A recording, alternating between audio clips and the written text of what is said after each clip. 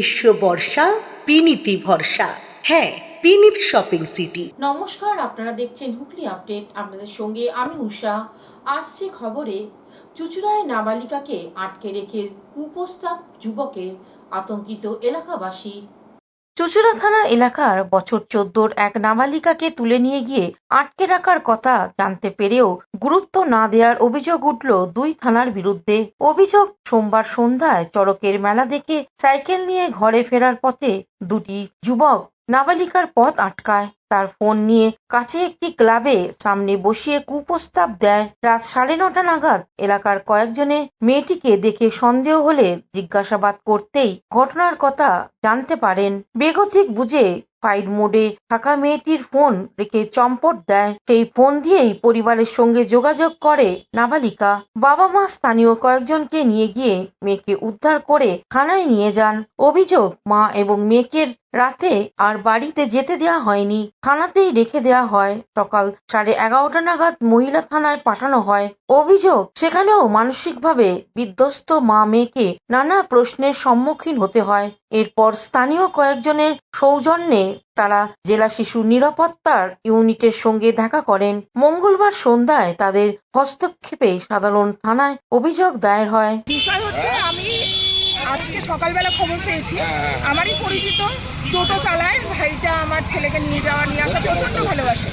তার মেয়ে তাকে রাস্তা থেকে ফোন কেড়ে নিয়ে সান্দেশ্বরতলার রাস্তায় সে চড়কের মেলা দেখতে গেছিল অন্য এক বান্ধবীর সাথে। সেই বান্ধবী অন্য জায়গায় থাকে, সে ওই দিকে চলে গেছে, সে রাস্তা দিয়ে আসছিল, ফোন কেড়ে নিয়ে তাকে চট থাপ্পড় মেরে দুটো ছেলে মিলে ক্লাবে নিয়ে যায়। প্রায় 3-4 ঘন্টা ওখানে সেক্সুয়ালি হ্যারাস করে, মানে প্রপোজাল দেয়, উল্টোপাল্টা ইঙ্গিত দেখায়, সে চেল্লামিল্লি করে, চিৎকার করে, দিয়ে পাড়াপড়শি ওই চিৎকার কান্না শুনে আসে। পাড়া থেকে 2-3টে ছেলেও আসে এবং সিনিয়র লোকজনও আসে। তারা তখন জিজ্ঞেস করে, তুমি এখানে কী করছো? তখন ওই ছেলে দুটো বেরিয়ে যায়। তখন বলছে, আমাকে ওরা ধরে নিয়ে এসে এইসব বাজে বাজে কথা ইঙ্গিত বলছে। তখন ওকে ওই ছেলেদের মধ্যে ওকে জিজ্ঞেস করা হয়েছে, তোমার বাড়ি কোথায়? তখন ও বাড়ির ফোন নাম্বার, ওর বাবার ফোন নাম্বার বলে। তখন ওই পাড়া প্রতিবেশীর যে লোকজন উপস্থিত ছিল তার মধ্যে খাগড়াজলের একটা ছেলেকে চিনতো, সেও গাড়ি চালায় ছেলেটা, আর ওই বাড়ির ছেলেটাও গাড়ি চালায়। ফলে ওকে ফোন, পুলিশ বললো তোমার সাথে কি হয়েছে। হ্যাঁ, ও বলেছে আমার সাথে দুটো ছেলে ঘুরছিল, হ্যাঁ, দিয়ে ফোনটা কেড়ে নিয়েছে, সাইকেলটা ফেলে দিয়েছে, দিয়ে ক্লাবের মধ্যে ঢুকিয়ে নিয়েছে, দিয়ে বলেছে উল্টোপাল্টা কথা বলেছে।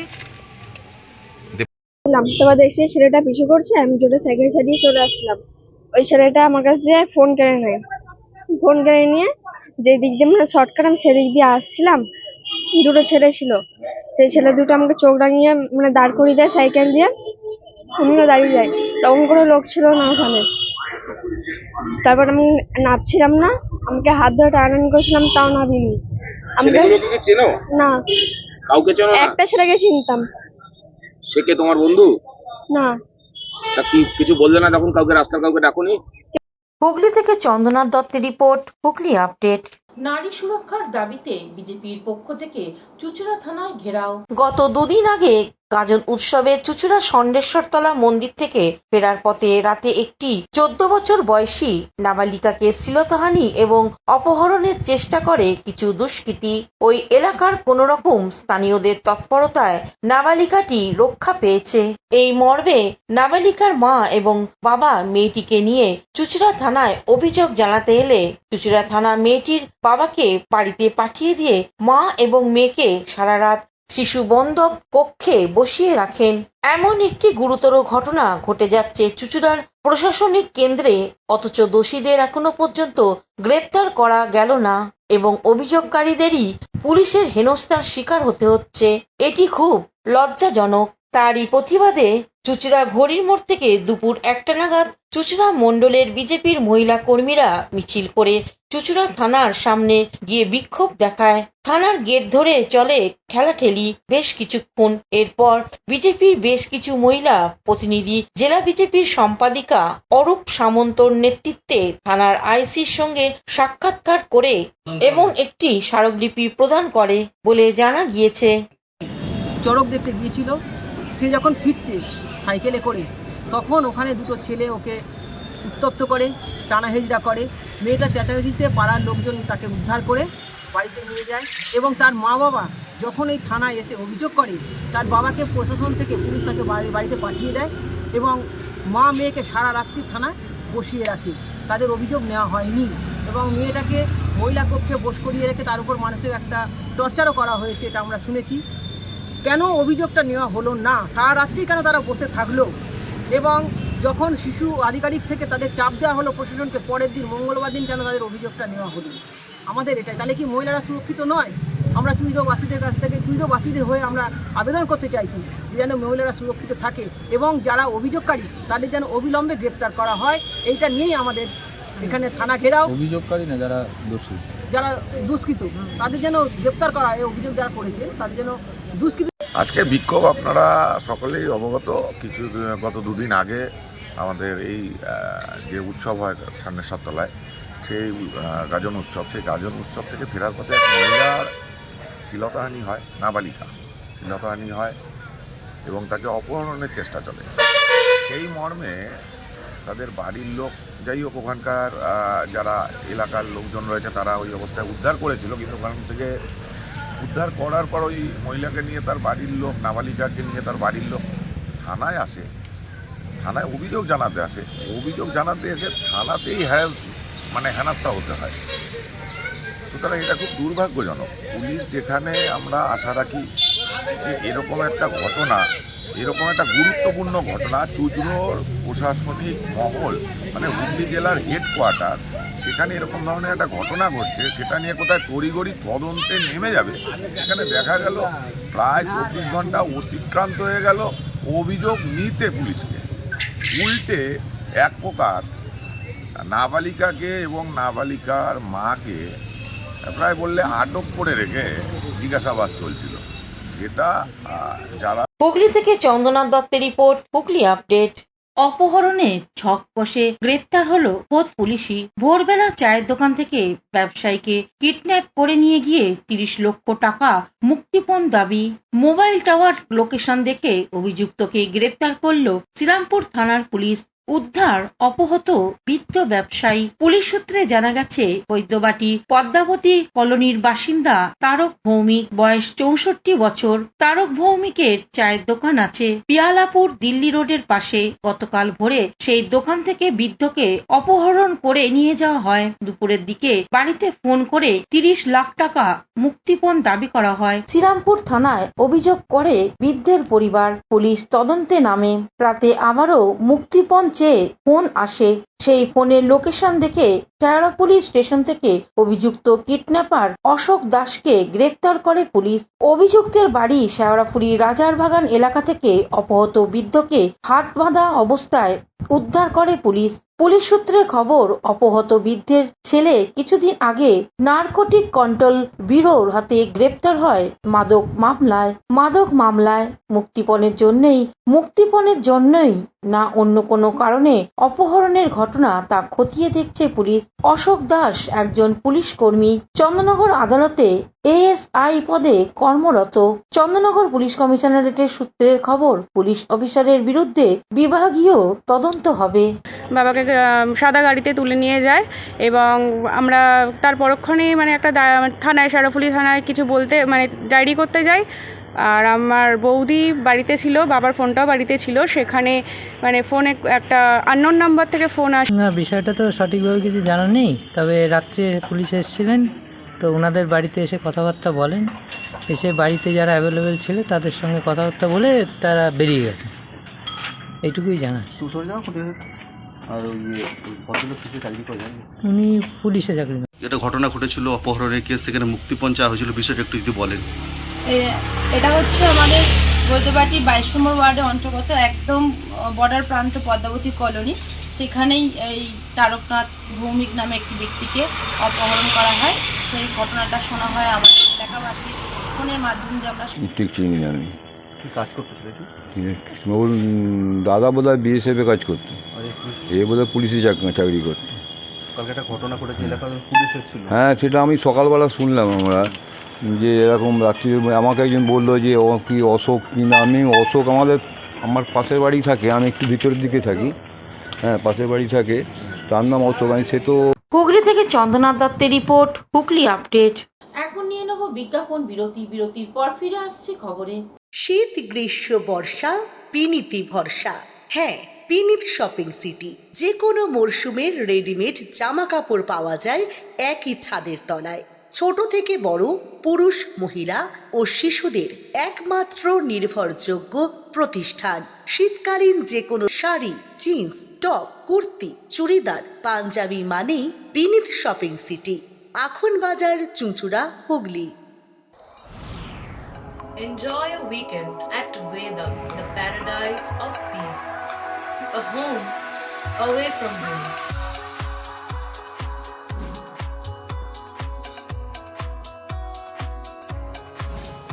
See yourself resonating with the nature. Vedam welcomes you to create your best memories. Amala nursing home. Potshati, your ultimate destination for weekend leisure.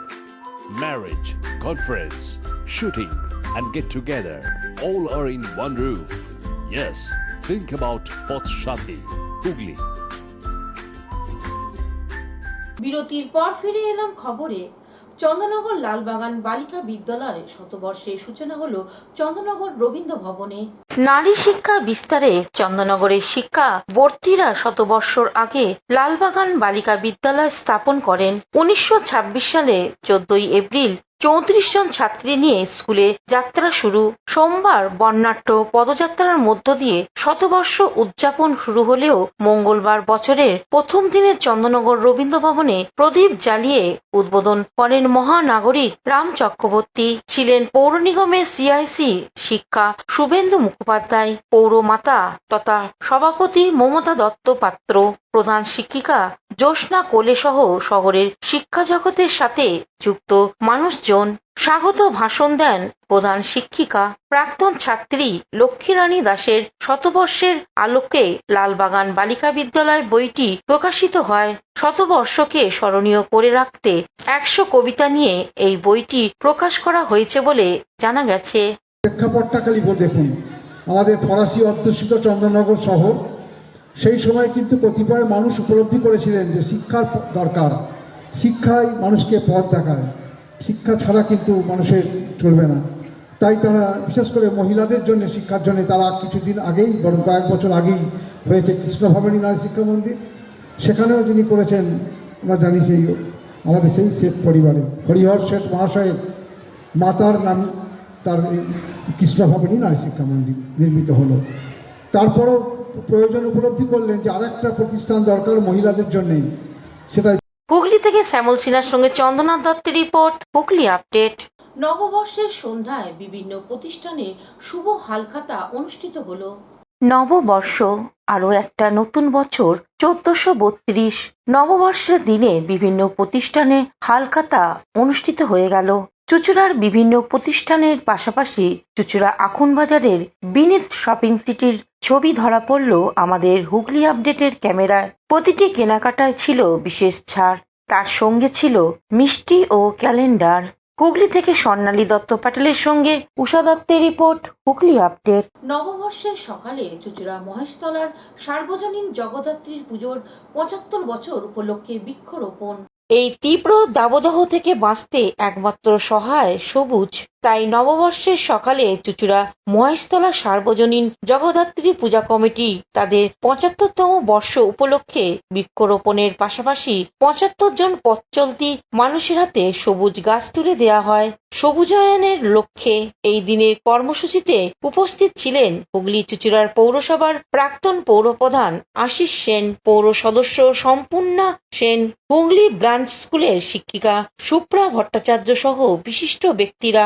কর্মসূচি প্রসঙ্গে কমিটির পক্ষে সুরজিৎ সি কি বলছেন শুনবো। আজকে আমাদের এই মহেশতলা সার্বজনীন জগদ্ধাত্রী পূজা কমিটির 75 বছর এবং প্রত্যেককেই এই নববর্ষের দিনে, বাংলার নববর্ষের দিনে প্রত্যেককেই আমরা আপনাদের মাধ্যমে এলাকার প্রতিটি মানুষ এবং যারা দেখছেন তাদেরকে নববর্ষের প্রণাম, শুভেচ্ছা এবং অভিনন্দন জানাচ্ছি আমাদের পুজো কমিটির পক্ষ থেকে। এবং আমরা এই পরিবেশ যে দূষণ হচ্ছে, পরিবেশের জন্য আমরা 75টা গাছ মানুষের হাতে তুলে দিলাম আজকে এবং বৃক্ষরোপণ করলাম। আমরা বলতে চাই যে এই পরিবেশের যেভাবে দূষণ হচ্ছে এবং অক্সিজেনের যে অভাব। হুগলি থেকে সৌমিত্র সিনহার রিপোর্ট, হুগলি আপডেট। চুচুড়া কিশোর স্পোর্টিং ক্লাবে ফুটবলের বার পুজো হয়ে গেল নববর্ষের দিন। নববর্ষের পূর্ণ প্রভাতে চুচুড়া কিশোর স্পোর্টিং ক্লাবের ছোটদের ফুটবল খেলার বার পুজো হয়ে গেল।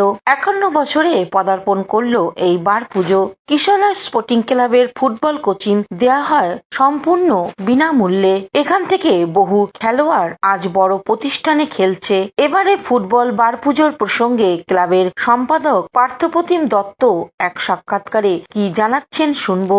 নববর্ষের প্রীতি ও শুভেচ্ছা জানাচ্ছে চুচুড়াবাসীকে কিশোর স্পোর্টিং ক্লাবের তরফ থেকে। আপনারা জানেন 51তম ছোটদের ফুটবলের এই বার পুজো 1432 সালে কিশোর স্পোর্টিং ক্লাব মাঠে অনুষ্ঠিত হচ্ছে। সকলের উদ্দেশ্যে বলি, কিশোর স্পোর্টিং ক্লাব হচ্ছে ছোটদের ফুটবলের আঁতুর ঘর। এখান থেকে বহু নামি দামি খেলোয়াড় বিভিন্ন ক্লাবে খেলছে বর্তমানে এবং অতীতে।